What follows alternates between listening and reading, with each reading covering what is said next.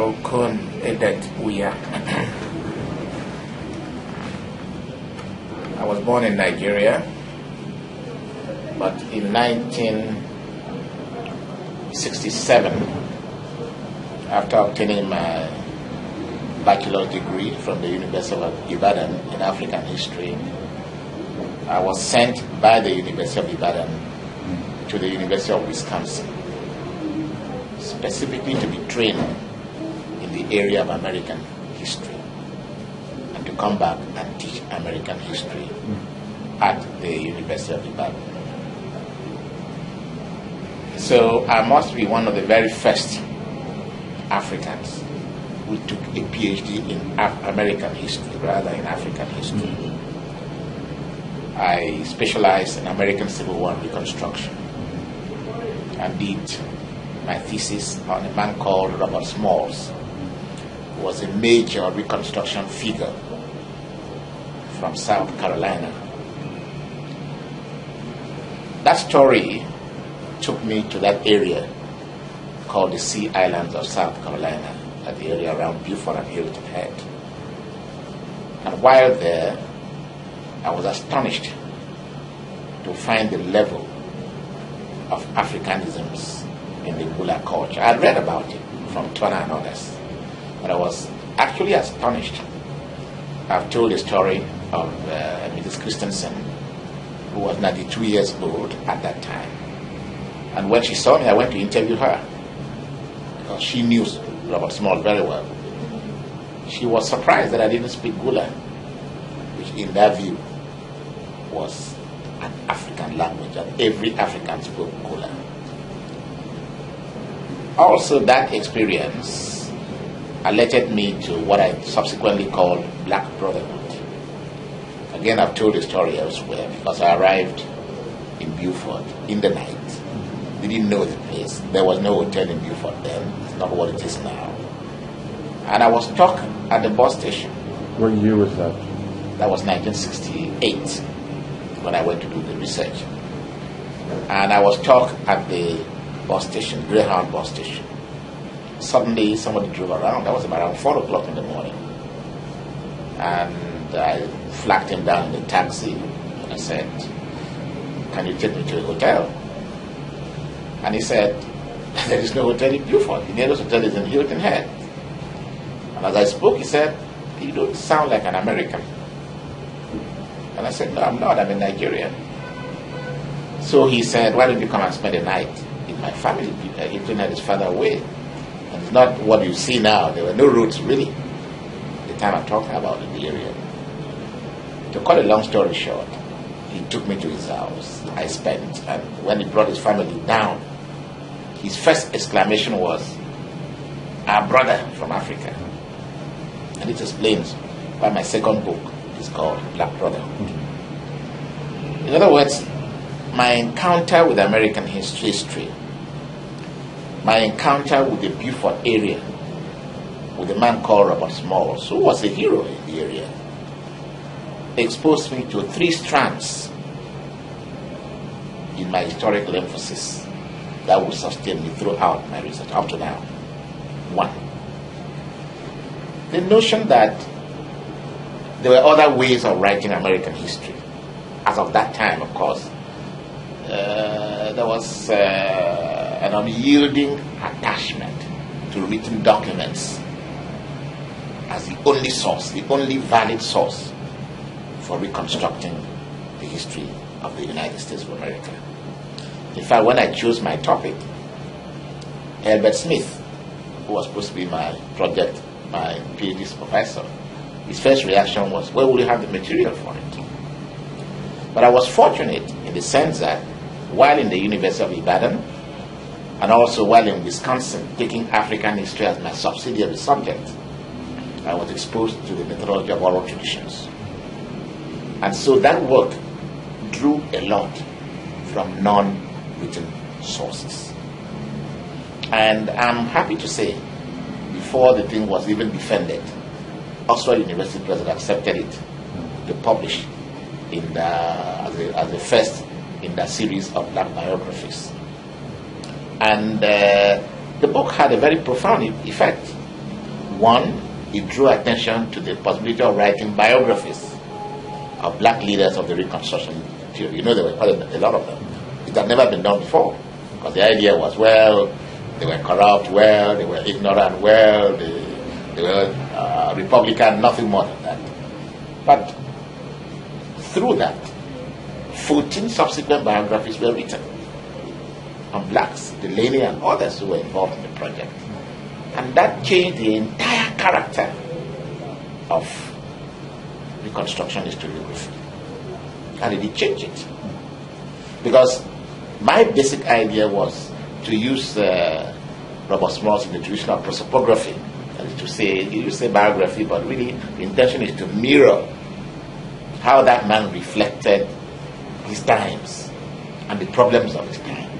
And by the time I finished it, the conclusion was very firm that many of the accepted conclusions about black Reconstruction were fallacies. They could not be backed up by solid historical evidence. In other words, I extended the frontier of what Kenneth Stammer started to do. Kenneth Stammer started what they call revisionism. In fact, initially my work was called neo-revisionism. He took that argument further and provided concrete evidence rather than, generalizations. So I was very happy with that work. But secondly, it validated the use of non-written sources for reconstructing American history. Those two things have stayed with me. Thirdly, it exposed me to this whole neglected area of the relations between African Americans and Africa, focusing mainly on, not so much on Pan-Africanism, which of course Jefferson had written about and others had written about at that time, not so much on African personality, which was also echoed, not so much on negritude, which people were, or negrists, people were familiar with, but focusing on the cultural imperative of relationships, leading me gradually to what has remained one of my most important concerns, leading me to the idea that indeed you could not significantly reconstruct Afro-American experience in the U.S.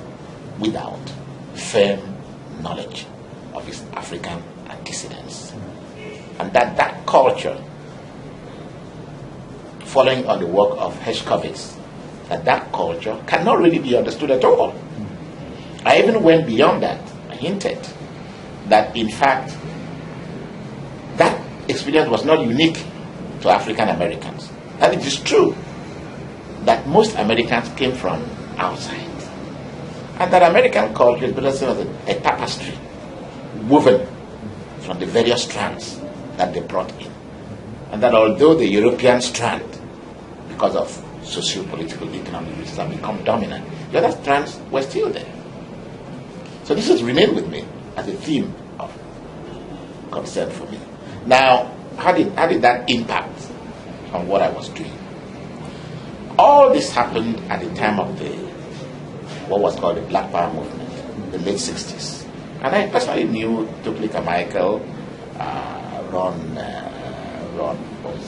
Karami, the man, the novelist. The name will come to me as we talk along. Baldwin. Pardon? Baldwin. No, not Baldwin. The man which we call Roy Jones changed his name. I knew them. Amir Baraka. Amir Baraka, yes. I knew them personally. And I was not uninvolved. In other words, I didn't just take a passing interest. Usually I gave lectures when they had their meetings, emphasizing this idea that, there was value in linking up with Africa. In fact, that book, Black Brotherhood, became more or less, which was an edited book, became more or less a testament to many of the groups, because it went back to slavery days, to the spirituals, and indicated the persistence of this African concern in Afro-American life and culture. So, and as I said to you the other time, when Judge Jackson came to Wisconsin in '68 to give a lecture, I chaired the meeting, the lecture that he gave in Wisconsin. So I became practically involved with what was happening around. And again, that was the best, at the same time that you had the Black Studies movement. So logically, at the University of Wisconsin, where I was in the history department, when Wisconsin started Black Studies in 1969, I was one of the logical choices to be asked to head the department. I refused for my own personal reasons that I thought there was some kind of game going on. So I refused. But I then chaired the committee that structured the program for Wisconsin. I moved from history department to African Studies, Afro-American Studies department, and the pioneer staff of the Department of Afro-American Studies, and helped in, how do I put it, helped in giving solid scholarly dimension to what was a highly politicized phenomenon. Sometimes they used to say, well, the man is emotionally involved, but he's an African anyway, so he's not as emotionally involved as he should be. That was not the point. The point is that from the very beginning, as I said in Washington during the conference on the use of National Archives for Consortia African-American History, African-American history would not survive without an intellectual, scholarly dimension. And this was my emphasis right from the beginning.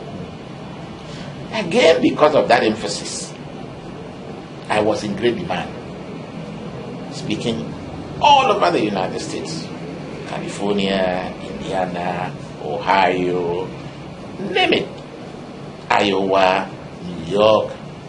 There was hardly a week I was not on the plane to speak on this topic of Afro-American relations in a context that could be scholarly and intellectually challenging. Result was a number of people came under my influence, a number of students, not just blacks, because until I came to Howard University, I was teaching white students in Wisconsin, white students in Cornell, white students in Maryland, and so on. But a lot of people came under the influence of this approach.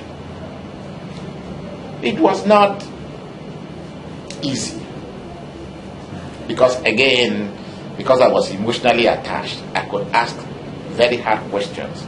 I think I gave you an article the other day on this Natona revolt, race scholarship and something in the ideology in the United States, which many people were surprised that I asked those kinds of questions. And what was I saying? I was saying, yes, Tyron might have gone overboard.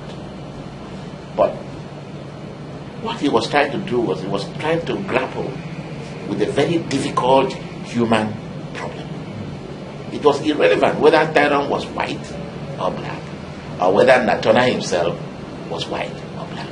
He was dealing with the problem of oppression, how people react to it under oppression, how people try to strategize ways of overcoming oppression, how people don't give in to an oppressive system. And put in those terms, it was irrelevant whether the man was white or black. Now, what am I getting at? I think that I sufficiently infused much of what was an emotional debate at that time with some really testable scholarly dimensions, and I'm happy for it. Secondly, while in Wisconsin, I got 2 PhDs supervised in Wisconsin. At Howard, I supervised 9 PhDs. And they're all in the field, quite active. John Fleming, Thomas Hart, Thomas Holt, who's now in the University of Chicago. They're all professors now. In this tradition, Thomas Holt's book on black leadership during Reconstruction was a work which I planned to do myself. Wisconsin gave me some fellowship to do, but I had to leave and come to Howard. So when I came, he fell under my influence. I influenced him. I gave the topic to him because I didn't have time to. So I have influenced a lot of people in the U.S. that is non-Africans. Of course, naturally, a number of my students have been Africans, from Ethiopia to Kenya to of course, naturally Nigeria, to Sierra Leone, to Ghana. I have students scattered all over the place, to Cameroon. And then the Caribbean. A lot of students from Guyana, one from Guyana, two from Jamaica, and so on. So in a way, I think that we influenced the definition and the direction of Black Studies, insisting on this important scholarly dimension. Now, how does this dovetail into Afrocentric perspective, which is one of the things we are battling with? You see, in those years, I gave a number of lectures. I'll give you my CV and you'll see them listed. What I used to call an Afrocentric perspective on African American history, or perspectives on African history, in which I made the point that one way of studying African American history is to see it as an extension of African history, the African dimensions abroad. Something which Shepperson of Edinburgh had talked about, also talked about. But to give it definition was a problem. Because the idea was, you see it as blacks in America, which of course they tend to be focusing on the racial dimension. I think race is an important factor in African American life. But for me, always, the more important part of the story has always been how did blacks cope with racism, which could manifest in slavery, whatever form. Is that survival possibility that attracted me? I've used the phrase many times in my write-up that you may be, however low the mountain of your existence, you can rise to the top of the mountain, however low the valley. How do people grapple? How do they survive? How do they remain themselves despite all these pressures? So to me then, the key to the story was African culture. Openness of the culture, the adaptability of the culture, the resilience of the culture, which you can then apply in different parts of. It was easier to see it in Latin America. I will come to that in a minute. It was even much easier in Cuba and in the Caribbean islands. But it was more difficult to make the case in the United States for three reasons. One, the two scholars before us who had made the case, although they were very fine scholars, were put on the periphery of American scholarship. Talking about W.E.B. DuBois. He was a very fine scholar in every sense of the word. But of course you know that the American mainstream historical profession never accepted him. They never did. So Carter G. Woodson, the same story. That's how they ended up, although they got degrees from Harvard, PhD, they ended up in Howard University. William Leo Hansberry, who had done a lot of work. You could hardly hear about him outside Howard University. Yet he had done some pioneering work in Ethiopia and other places of Africa. Professor Williams. So they were peripheral in terms of scholarship in the US. And one could argue because they were black. But that was not the whole story. Because Herskovits was white. But his views, they were okay, entertaining, but never really taken seriously as part of the American historical legacy. They were taken as African retentions. These were the words, they were very bad words, frankly. Although the man had made the case that he was not talking about retentions. talking about syncretism. But there's beautiful things there, you can admire them, but never really seen as a force in the making of the societies in which they lived. That was one reason. The peripheralization or the marginalization of the scholars who were concerned in the field. 2, the methodology needed, the kind of work you've done, and I'm so fascinated by what you've done, was not available to many American historians. In fact, when we held the first conference on oral history in Washington in 1973, very few people turned up. They didn't know what we were talking about. So the methodology itself had to be defined, had to be understood. In the face of resistance by scholars, I have made the point that the easiest history to study is American history. And I can make that claim. But after all, I did American history for 2 years, got my PhD, did excellent work in it. Because the problems of methodology then were not seriously addressed. It was enough to go to the archives, know where the archive was, know what sources we were looking for, look at them, apply the usual techniques of internal scrutiny and whatnot. That was it. But when you move to the area of oral traditions, the challenges are enormous in terms of your breadth of knowledge about the various disciplines that impinge on the thing you are collecting. Not just anthropology and sociology per se, but even communications, the discipline of communication. You have to be able to know how to handle it, and I was very happy with the way you were handling your interviewee in your study. Those things had to be clearly articulated, and I was in a unique position, having studied African history, having been socialized in the methodology of oral traditions, and having used it in American history, because those who were taught before used it in African history. Like E.J. Alagoa used it in African history, but here was I using it in American history. I was in a very unique position to make that contribution, and that is why every time they had a conference on methodology, they called me. I don't know whether you've seen the book edited by Clark, using National Archives for Constructing African American, published by Howard University Press.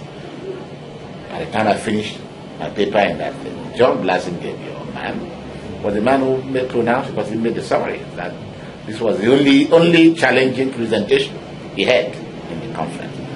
Not because I was more intelligently honest, but because I had broader background, broader training.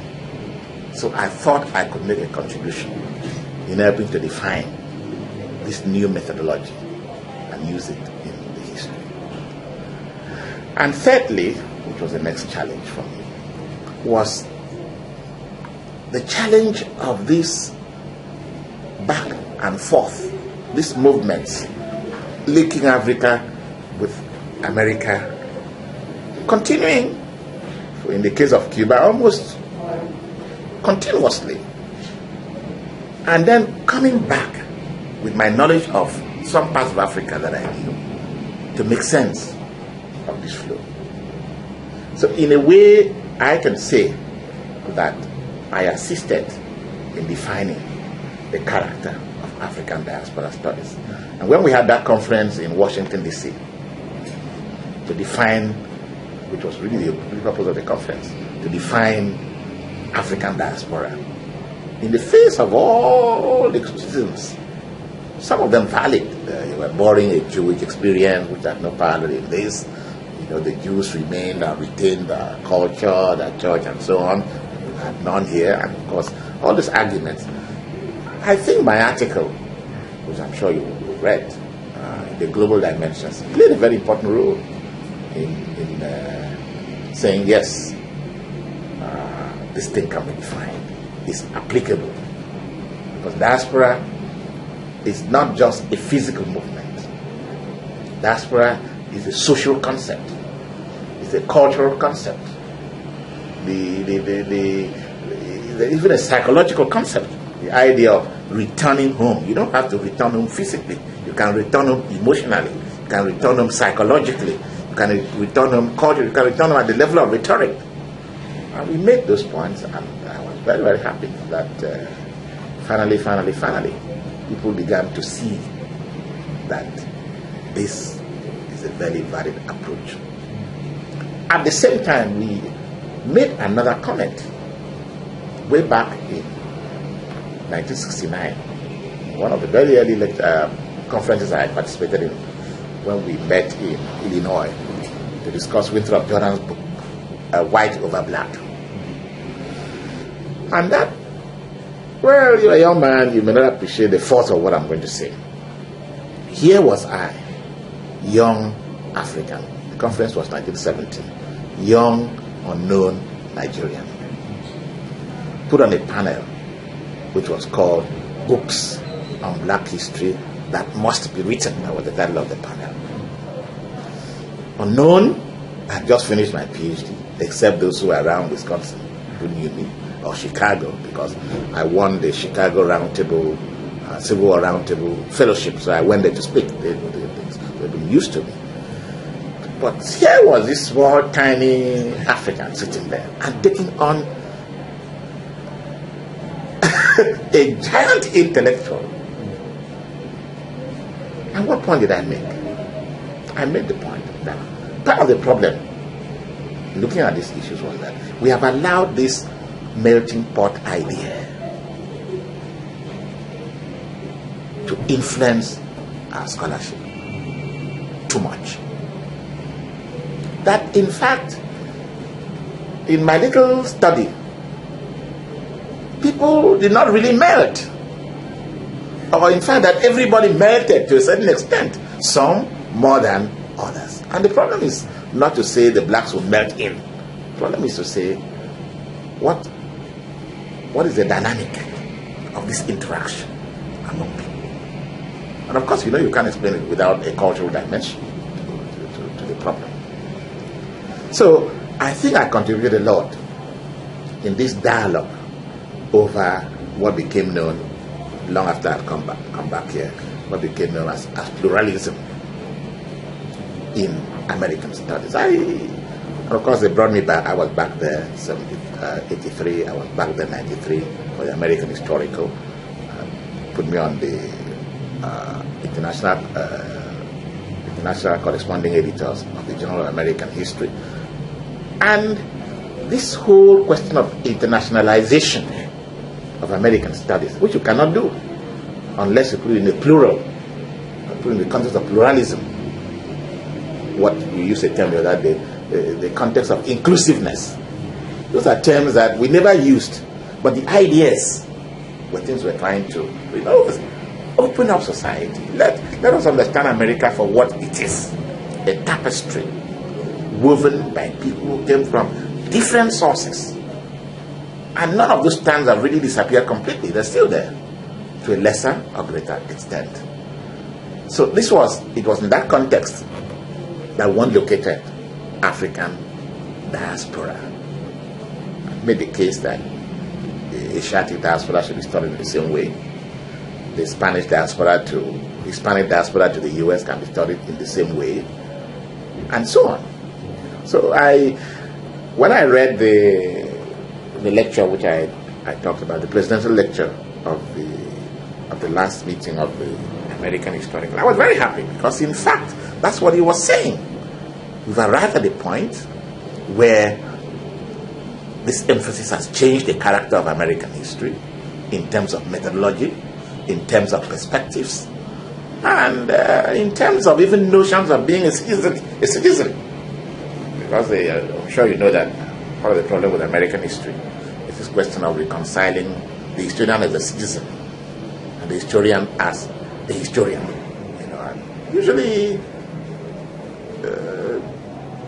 it was very difficult to link your scholarship to your citizenship possibilities. And this is how I read John Blasengem's book, The Slave Community, because he had very many valid points there, but he just would not go to the logical conclusion because he was a citizen of the U.S. Well, My stay in the U.S. was very profitable, frankly. Well, yes, in terms of the experience I gathered as a scholar, very, very profitable. In terms of the contacts I made, in terms of the students I helped meet, in terms of contributing to the definition, a substantial area of American history. So I was quite satisfied. Unfortunately, all this happened when I was a very young man. I became a professor at the age of 30 in Howard University, full professor with tenure. And I didn't really settle down as such, because by that time 4 of my books had been published actually. And when this university was about to start, the pressure was then brought on me. Why don't you come back and help build up the university? So in 74 I left. I came back. But I've maintained my contacts. It's not been easy to continue research along those lines because, of course, things are very expensive from where I'm sitting vis-a-vis the U.S. I've gone back there a couple of times I've attended conferences a couple of times to have followed the dialogue because, fortunately, as an international editor, I get a General American History every month when it is published. I mean, as soon as it's published, I get a copy. So I still follow the trends in the history. What I've done, really, again, is to turn what I learned in America, the value of an open society, which is something I learned, the value of an open society, the value of democracy, the value of respect for life and human beings, the value of judging a man not on the basis of where he comes from, but what he is. It's very difficult in Nigeria, even where I'm sitting. First, where is he from? You are from Akwa, you are from Prague. I keep saying, those things make no sense to me. Because if we were to operate on those values, I would never have gone to the US. I would never have been so accepted. I mean, I was the first University of Wisconsin product in 120 years of the history of the university. The first product of the University of Wisconsin to be given appointment after your PhD. Just finish, and they never would. They would send you, ask you to go other places and come back. I was the very first. And it was created, it was something serious because I had hardly finished. Oxford had published, or I was about to publish the book. They knew, they accepted. So I had these appointments, Iowa, Ohio State, Cornell, and they wanted to keep me. Nobody cared where I was from. It was the value of the work which I'd done. And I would never forget those people like Philip Curtin, people like Crawford Young, who took a personal interest in me as a person. Of course, Jan Batsina, who is my idol in many ways, took a personal interest. Susan Myers, who is now at Iowa, and so on, and encouraged me on. So for me, those values, it was natural then to begin to look at African societies and say, what has happened to these values, some of which were in our societies before? One of the very early things I wrote on Nigeria had to do with what I called the notions of rights in pre-colonial Nigerian society. And the question I've been trying to ask is, where did we go wrong? Where did we miss the road? What happened? Is it possible to recreate those kinds of work? And naturally, it dovetails into the problems of democracy in Africa and Nigeria. And that's been my main concern for the last 10 or so years. It's been looking at these problems of democracy from the historical perspective to answer the question, what went wrong? What can we do better in terms of what we know about how people did in the past? And in between, I've had a very interesting, rewarding experience. The country has been very generous to me. I have gone to school really on scholarship all my life. And I've tried to put back a little bit into the society that has made me. So I've accepted sometimes very daunting challenges in the university when I came back here as a young man. had to sacrifice my scholarship to help organize the place. As the head of department, as dean, as the first deputy vice chancellor of the university. This all this happened before I was 40. Helped. Nationally, I've helped the country in serving in the political bureau. It was set up to define how to disengage from this military tradition. And that picture is a picture of the political bureau. And suggest new directions. This was 86, 87. And at the end of that, they thought I was worthy to represent them in Latin America. So I was sent to Argentina, accreditation to Peru, Chile, and Uruguay. I spent 6 beautiful years in the area. Doing what? It's also interesting. Doing what? Of course, doing my normal diplomatic work. But more importantly, saying, despite this ocean that separates us, there is a lot that unites us. And that lot is to be found in history. So I was hardly a week again, I didn't travel. Actually, at the University of the region, I gave lectures, naturally to Brazil, of course. Gave lectures emphasizing this thing. And there again, helping to take it out of the political context, give it a scholarly dimension. In fact, I was called the professor ambassador because it was clear that I wasn't just a black talking black, that I was dealing with substantial issues of scholarship. So the professions in those areas, Argentina, they admitted me into the membership, and I gave lectures in them. Interacted a lot with the universities in the area. So it's been a very, very wonderful life for me.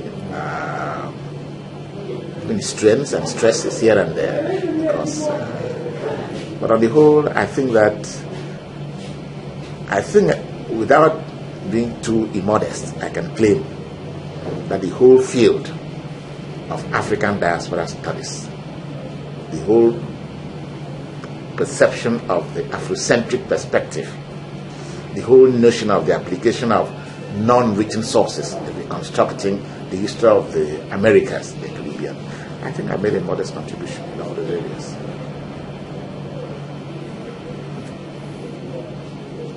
Thank you. You're welcome.